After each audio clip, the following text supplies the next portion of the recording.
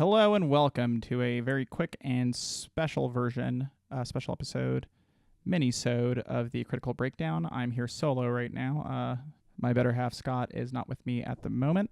We have some scheduling conflicts the last couple weeks due to some family emergencies, so we're just going to do things a little bit different today. We talk about comic book movies quite a bit on the show, so we decided to maybe dip into just having a quick trailer reaction to Dark Phoenix, the latest X-Men film. I haven't seen this trailer at all. I've gone on record as loving X-Men and wanting them to have nothing but good movies, but obviously that's not always the case. So let's watch this and let's see what I think. Okay.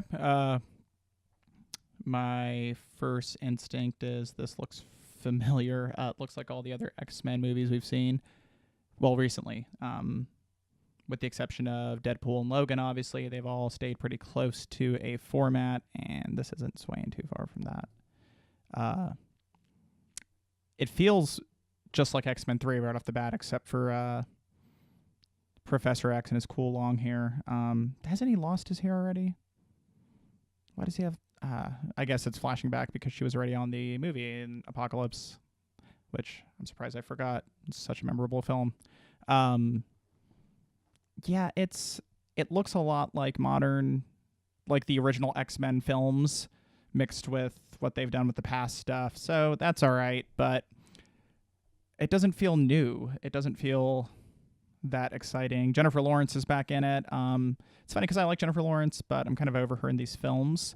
I would like characters like Jean, played by Sophie, to be more of a focus. Jessica Chastain's in here. Huge fan. After the last film, I kept saying I wanted more of these new characters, but now I'm just wondering, will it be worth it? I don't know. The scene with the cops, it looks like a mixture of X-Men 3 mixed with Deadpool 2. Sophie looks really cool as Jean when she's raging. I'll say that. I like the Blackbird going into space. That's really cool with the flames and stuff. It's good to show that everything's Charles' fault, because it usually is in the comics. Magneto's back with his helmet. The bitch is back, as we like to say around here. I'm sure he'll turn bad again. Who was that with him? It's like a bad beast. It's Angry Beast, Magneto in a bathrobe. I can't tell if that's supposed to be Storm or someone else. And then Danny Trejo's son. Let's see, Nightcrawler's back. The continuity of this is the most authentic thing about it. All these characters have been in and out of the films just like in the comics. Yeah, it ends with a cool evil shot of Sophie as Phoenix, which I know Sophie Turner's wanted to play more of the evil type characters after playing Sansa and stuff like that. So that's good for her. Knowing there was that rumor of the troubled making of this film, I'm not that stoked anymore. And also, why can't we get like good Phoenix first? Why not give us the X-Men going on a good mission, succeeding, and letting us get used to Sophie Turner as Jean Grey, succeeding with her new Phoenix powers, and then bring us the bad? Because they've skipped that in both parts of this film series, and I just don't get it. It's all right. It doesn't look as bad as I thought it was going to look right off the bat, but it doesn't look good. It doesn't make me want this movie right away. There's a few movie trailers recently that have made me want to see the film right away, and noticeably on comic films, I've been cooler lately just because there's so many of them, and that's undeniable. And that's not a bad thing. I mean, they make money. But... plenty of these franchises, it's not that we're getting sick of them, it's just that there's so many options. Why would I just settle on one? And I'm a huge fan of X-Men, knowing that Fox and Marvel and Disney and all that are going to have their merger with all these properties eventually. I really hope for the best for this crew, because I like the casting, and I don't know. I really wish they stayed on par with First Class. I think First Class is definitely the best Team X-Men film. The Deadpool series is doing fun things with it, and Logan was really cool. And I think a lot of these characters are going to go on to live on in cinema, and this isn't like the end of it, but I am sad to see that I'm not super jazzed about this, and this might be this group's last run. However, you never know what happens with Marvel and Disney, and they're combining. Something cool could happen. We'll wait and see. I'll see this. It's like a February release or something. That kind of means like it's not going to be that great.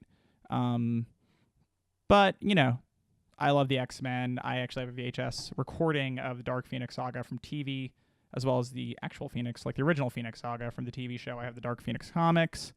The final panels, the final couple phrasing quotes from the Dark Phoenix Saga is one of my favorite comic quotes of all time.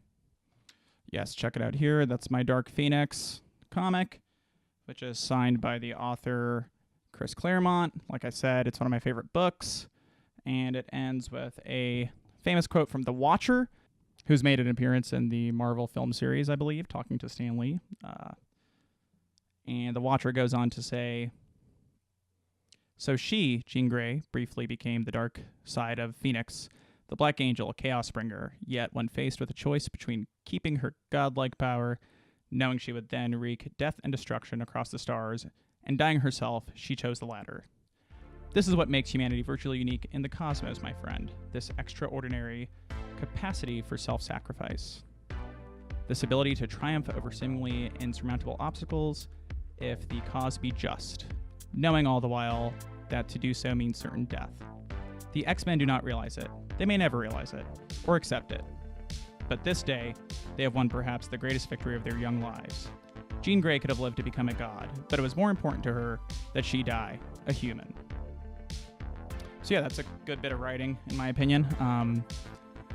I don't know with this film. I'm not ecstatic about the trailer, but I'll see it. I see all the X-Men movies, and I'm sure we'll talk about it on the podcast.